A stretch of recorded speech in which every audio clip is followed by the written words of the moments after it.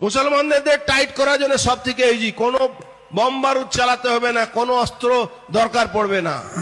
এদেরকে পাঞ্চার বরাবর এদের দোকান থেকে না, এদের দোকান থেকে মাংস কিনবেন না, এদের দোকান থেকে মুরগি কিনবেন না, এদের দোকান থেকে মাছ কিনবেন না, এদের কোনো দোকানদারি, এদের অটো রিক্সা টোটো রিক্সা বসবেন না, এদের ভাতে মারুন আপনারা।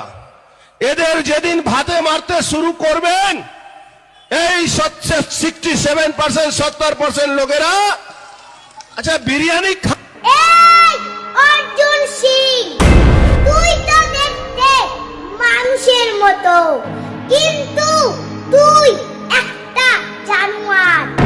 আমি আজকে বুঝতে পারলাম, এই অমানুষ, এই জানোয়ার, তুই মুসলমানদের কিছুই ক্ষতি করতে পারবি না।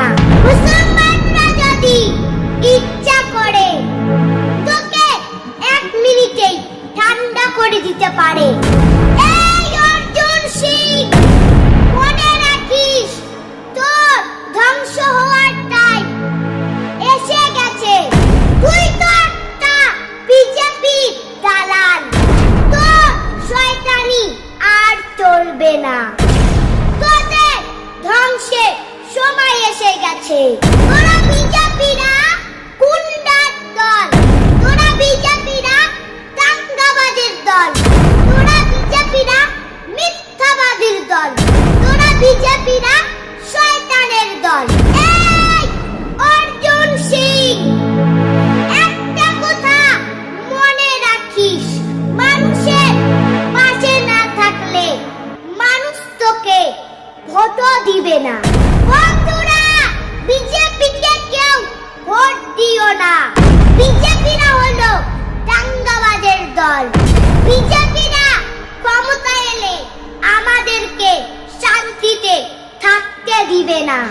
এরা হিন্দু মুসলমানকে আলাদা করতে চায়, এরা হিন্দু মুসলমানের দাঙ্গা লাগাইতে চায়। এরা হলো মূর্খের দল। আমি প্রশাসনকে বলবো, অর্জুন সিংকে এখনই গ্রেফতার করুন। আমি প্রশাসনকে বলবো, অর্জুন সিংকে এখনই গ্রেফতার করুন।